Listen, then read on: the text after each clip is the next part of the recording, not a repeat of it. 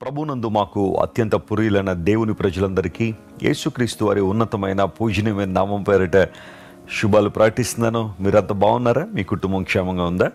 గత రాత్రి దేవుడు చక్కని విశ్రాంతిని అనుగ్రహించి ఈరోజు చక్కని మెళకువను ప్రభువు మనకు అనుగ్రహించారు.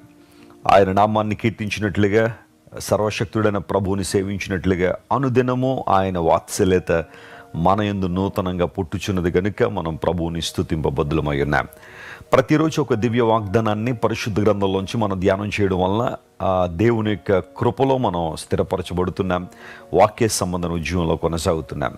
మీలో చాలామంది ఈ వాగ్దాన సందేశాల ద్వారా దీవెన పొందుతున్నట్లుగా మీరిస్తున్న సాక్ష్యాలను బట్టి నేను ప్రభువుని ఎంతగానో స్తుతిస్తున్నాను. ఈరోజు వాగ్దానం కోసం కనిపెడుతున్నారు కదా, బైబిల్ ఉందా మీ దగ్గర? తెరవండి. కీర్తన గ్రంథం 37వ కీర్తన 24వ వచనం చదువుకుందాం. Psalm 37 and verse 24. యెహోవా అతని చెయ్యి పట్టుకుని ఉన్నాడు గనుక అతడు నేలను పడిననో లేవలేక ఉండడు. ఎంత చక్కని మాట! యెహోవా అతని చెయ్యి పట్టుకుని ఉన్నాడు. నీ దేవుడు నీ చెయ్యి పట్టుకుని నడిపించేవాడు.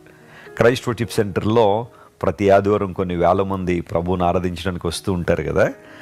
ప్రైజ్ అండ్ వర్షిప్లో ఒక పాట పాడుతూ ఉంటాం. నాకు చాలా ఇష్టమైన పాట, కన్న తల్లి చేర్చినట్లు నన్ను చేర్చు నా ప్రియుడనే ఆ పాట నాకు చాలా ఇష్టం.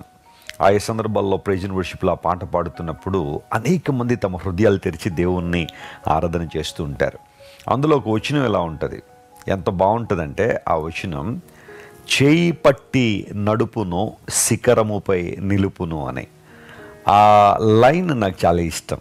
దేవుడు మన చేయి పట్టి నడిపించి ఎక్కడికి తీసుకెళ్తారు అంటే శిఖరముపై మనల్ని నిలబెట్టే దేవుడు, జీవితంలో ఉన్నత స్థలాల్లో నిలిపే దేవుడు, ఉన్నతమైన ఆశయాలు ఉన్నతమైన లక్ష్యాలు కలిగి ఉండే వారంగా మనల్ని స్థిరపరిచే దేవుడు ఆయన. యేసుక్రీస్తు ప్రభువారి లోకానికి వచ్చి అనేక మంది జీవితాల్లో గొప్ప కార్యాలు జరిగించారు. పేతురు జీవితాన్ని ఒకసారి పరిశీలన చేస్తే పేతురు నీటి మీద నడుస్తున్నాడు. వాస్తవానికి దానికి ముందు సంఘటన మనం పరిశీలన చేస్తే శిష్యులందరూ కూడా అద్దరికి వెళ్ళడానికి పడవలో ప్రయాణం చేస్తున్నారు. అయితే మధ్యలోనికి వారు వచ్చేసరికి ప్రాణభయం పట్టుకుంది. విపరీతమైన గాలి తుపాను చెలరేగిపోయింది. గలిలయ సముద్రం వెడల్పు ఒక 10 కిలోమీటర్లు సుమారుగా మాట్లాడుకుంటే. కనీసం సగదూరం కూడా వెళ్ళకపోయారు. రాత్రంతా వారు ప్రయాణం చేస్తున్నారు. కానీ అంత స్ట్రగుల్ వారు ఫేస్ చేస్తున్నప్పుడు ప్రభువారు నీటి మీద నడుచుకుంటూ వచ్చారు. పేతురు ప్రభువుని చూసిన తర్వాత నేను నీ దగ్గరికి వస్తాను అన్నప్పుడు ప్రభు రమ్మన్నాడు. అప్పుడు పేతురు పడవ నుండి కాలు దింపి నీటి మీద నడవడం ప్రారంభించాడు. ప్రభువుని చూసినంతసేపు పేతురు చక్కగా నడిచాడు. గాలిని చూసి మునిగిపోసాగి అని లేఖనాల్లో మనం చూస్తాం. మత్తయి సువార్త 14వ అధ్యాయంలో. ఎప్పుడైతే పేతురు మునిగిపోతున్నాడో ప్రభు అని యేసుక్రీస్తు వారు తన చేయి చాపి అతన్ని పట్టుకుని అనే మాట అక్కడ కనబడుతుంది. మునిగిపోతున్న పేతురును ప్రభు చేయి చాపి పట్టుకుని లేవనెత్తి తన మహిమ కొరకు వాడుకున్నారు. ఈరోజు బహుశా నీ జీవితంలో కూడా నీ చుట్టూ ఉన్న పరిస్థితులను చూసి మునిగిపోతున్న స్థితిలోనే ఉన్నావేమో.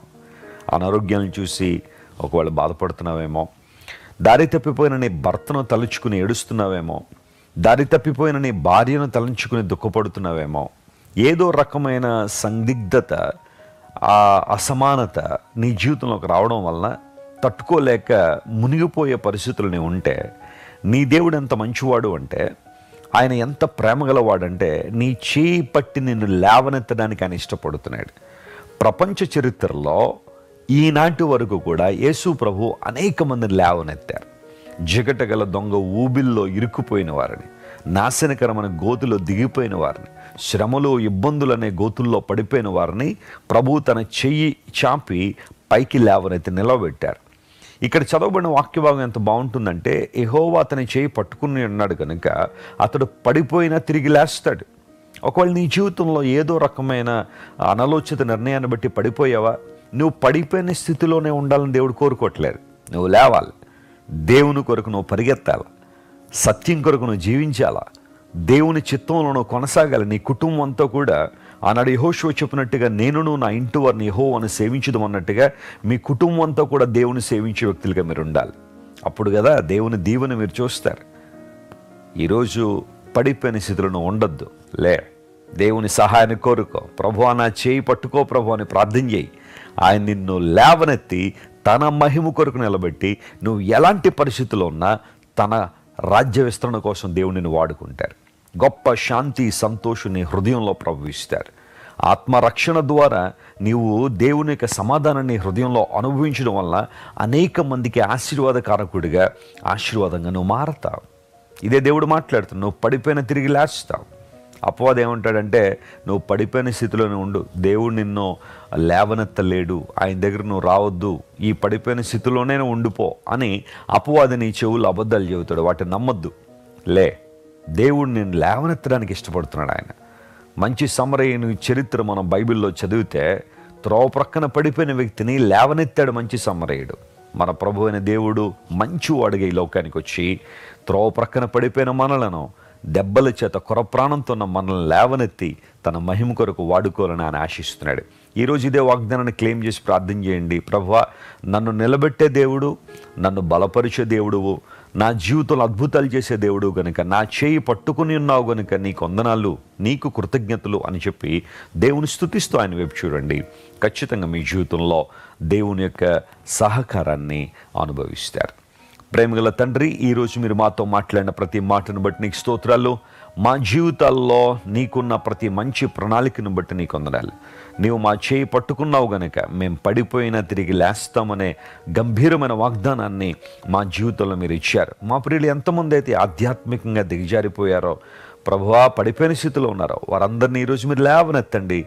తిరిగి వారిని ప్రభువా పునఃప్రతిష్ఠించి అద్భుతాలు వారి జీవితంలో జరిగించండి. వారికి కావలసిన శాంతి సమాధానాలు అనుగ్రహించండి. ఎవరైతే అనారోగ్యంతో బాధపడుతున్నారో కావలసిన స్వస్థత వారికి దయచేయండి. నీ శిలువ రక్తం వారి మీద ప్రోక్షించి అద్భుతం చేయమని కోరుకుంటూ యేసుక్రీస్తు నామం పేరట అడిగి వేడుకొనిచున్నాం తండ్రి. Amen. God bless you dear friends. Have a wonderful day.